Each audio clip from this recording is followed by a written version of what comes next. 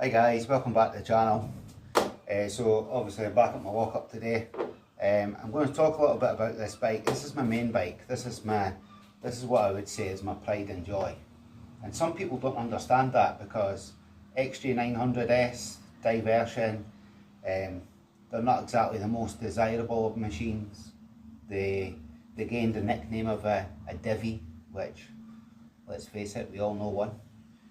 But given the Diversion name, that's the nickname they were given. But this has been family owned since 2002, I believe. So my dad bought this when he was in his early 40s. And it was quite a new bike. It's a P-Red, so 96, so it wasn't too old when he first acquired it. It was a green bike. We'll put some footage up in this video how it did look. I have got photos and that of it in its original state. But yeah, we're going to talk about this. I've got a couple of engine bars that I'm needing to put on, so I'm going to try and get them fitted. Unfortunately, getting in where I've put my header pipes, or where the header pipes sit, getting into the bolts that I need to access is quite tight. You've got the oil cooler pipes and whatnot as well. So we'll have a look at it anyway, and we'll see if we can get them loosened off. If not, it'll be another job for another day, but we'll certainly attempt it.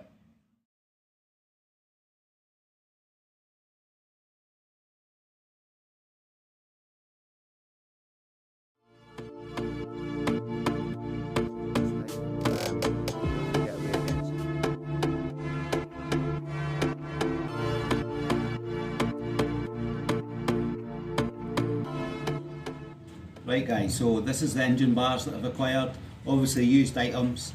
I've always wanted to get the Rentec ones. They're slightly larger and they go to the back of the frame and that, but these came up at a really good price, and although I've not washed them yet, you can see some residue and that, dirty road marks and everything on it, but we'll just show you there. That's how they would sit. And the problem is, this bolt at the top's fine, but the engine mount bolt at the bottom here, getting to the back side of it where there's a nut is my issue. So it's right next to the oil cooler pipe. The socket set that I've got fits onto this side.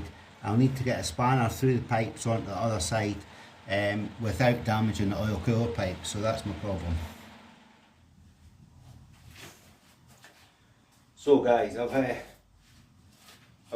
found myself tidying up the lockup instead of fitting these bars because I've gone through my tools, and for those of you that watch the channel, you'll understand that I've got this garage, I've got another one, and I've got my sheds at home. So as a result, my tools all end up in every which way. So I've got some here, some everywhere, you know. So what I've decided I'm going to do today instead, I've started by putting the shelving at the back of the garage there, as you can see. And I've got some spanners laid out on one of the shelves, but I'm going to sort out this space, lift up all the spare parts that I've now acquired by changing stuff on the XJ900.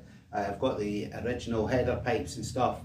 Probably could do with a bin, but I'm not going to be heading to the skip today, so I'm going to put them in a box on the top of the shelving, and then I'm going to head to my sheds and get my tools all together, try and get them all in one place, find out what I've got, what I need, because going forward I can't keep going like this where I've got some spanners in one place and some spanners in another.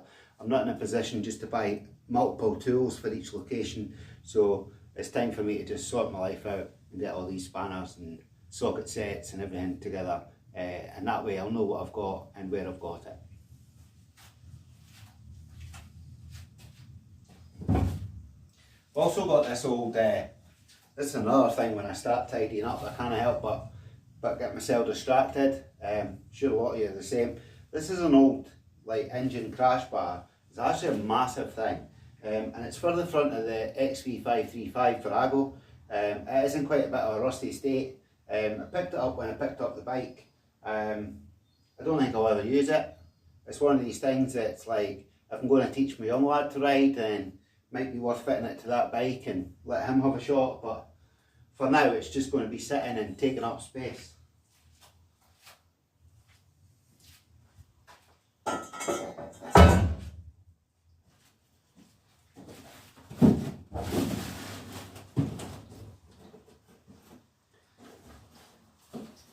In this cardboard box here I've got a lot of stuff that could probably be discarded. That's the old inlet rubbers for the 535 Virago that I had to cut out because one of the bolts was seized. I think this box is for the bin, but like I say, always keep a packet of baby wipes in the garage. And it's good if you get your hands all dirty, you can give yourself a little bit of a clean before you get on with the other task.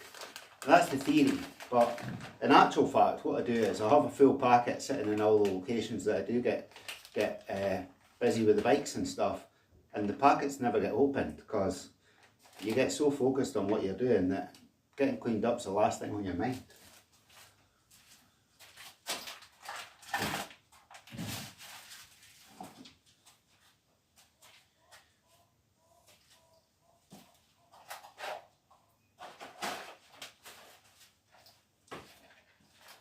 It's quite handy to find stuff though when you're tidying up. So, some cap bolts, M6 by 25 mils. I've got M6 by 20s as well. Different heads on them. They've got just the normal like socket type heads, but it'll be good to keep the spare bolts and stuff as well in the same place. So I think what I'll do is I'll assign one of the shelves for spare screws and bolts and nuts. That's a snapped header bolt as well. I don't know why I kept that, but when I was doing the headers on the 900, one of the bolts for the engine mounts, I was taking that apart, one of the bolts snapped, and it's hardened steel, and I thought that's going to be pricey if I'd gone to like a motorbike shop or one of the spare parts. So I was sitting that night and I was sitting on the auction site, eBay, like we all do, and there was a job lot of like various bits and pieces for the XJ900, and in amongst it was the brackets, like the triangle engine mount brackets and these bolts, amongst other stuff, and it was so cheap. It was like, it was probably less than it would have cost me to go to a motorbike shop for that one bolt. So I've now got, I don't know where I've put it, but I've got a bag full of bolts and brackets and stuff for this bike that I picked up for the sake of one bolt. But it's always handy, you know, keep hoarding junk, I suppose. So I have now got, here in this space, quite a bit of open room. I don't know what's going to happen with this. This was a jack that my dad bought, and it was supposed to slide underneath the Harley Davidson 883 and be able to just lift it up in order for him to get the wheels removed and go get tyres. But I don't know, it was bought for that bike, it just didn't seem to fit. We would have had to drop the exhaust and whatnot. It was a lot of work just to get it lifted up. So instead of using that, he actually just booked it in and did a drive in, drive out for the tyres, which a little bit more expensive, particularly when he'd invested in this jack. I have used the jack once. I did a video on the runners for the van door, and I used that jack just to hold the door in position when I took the runners out. So it did come in handy, but I think ultimately it was a bit of a waste of money unless we find another use for it. So I think now that I've started, you can see I've got quite a few missing spanners and everything when I try and lay them out. So now that I've started, I think I'm just going to go up to my sheds, get my tool chest out, bring it down here, and it's just going to be one of these sorting things out days today, and just get my tools all together so that when I do start doing jobs and try to record them on YouTube, then I've got everything at hand. Today was kind of just a lesson learned, but I've started now, so let's finish trying to get everything in order then. Right, so I've moved my attentions from the garage, and as you can see I've got a wee tool chest here at the back of here. But what you can also see is this place is absolutely riddled with damp. So this looks like a brick built shed, purposely built, but it's actually an air raid shelter from World War II. So I think the brickwork for the roof and stuff is quite porous now. It does let in a fair bit of water. There is probably a lot of stuff that I've lost over the years with rust, and my tool chest is not really surviving the test of time in here. It is quite rusty as well, so I'm going to try and it's probably quite heavy. I'm going to try and get this out of here, get it up to my garage, and then I can start going through my tools. I have got quite a few tools just sort of milling about in here, and I made this decision the other day as well when I was doing a video where I changed a couple of bits on the XJ900, and one of these things was the choke cable that you pull up on the handlebars.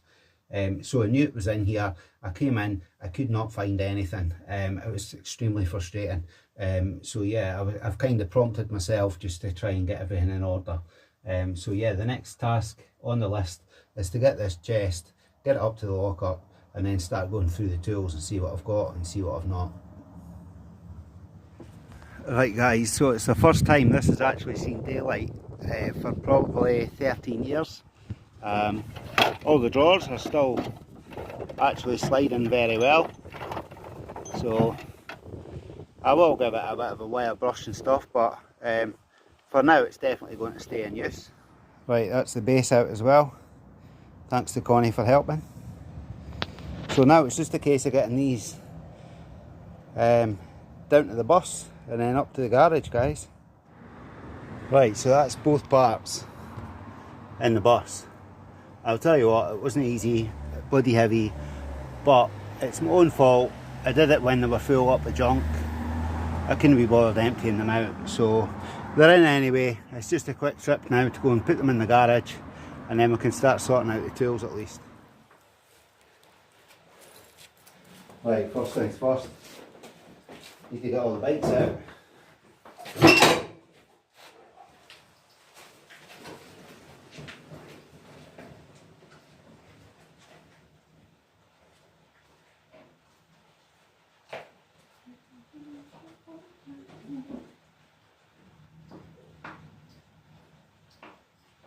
I'm sorting this lockup out for working on my side, because Gandalf's lockup is going to just be the red stand, the GS850, and then get it properly rebuilt.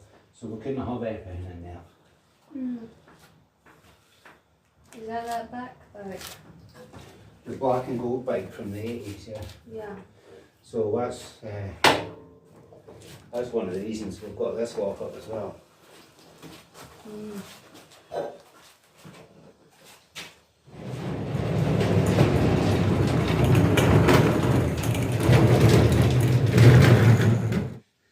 Right guys, it was heavy work, but it's in here.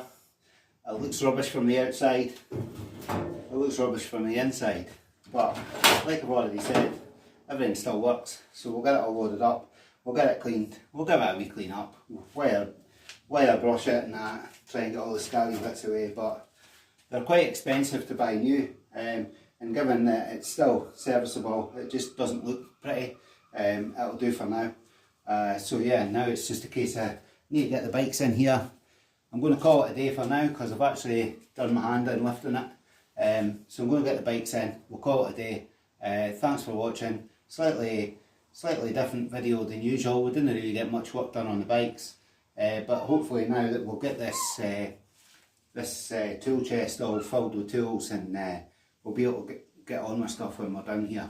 Some future videos to come, including we'll fit the engine bars finally on that XJ900. We'll try and rectify the issues on the XV535 Virago, and I believe I've been tasked with doing a lot of polishing on the Sportster 883 Harley Davidson. That belongs to my dad. So yeah, a few things to come. Thanks for watching, bye for now, and hit the like and subscribe. See you on the next one.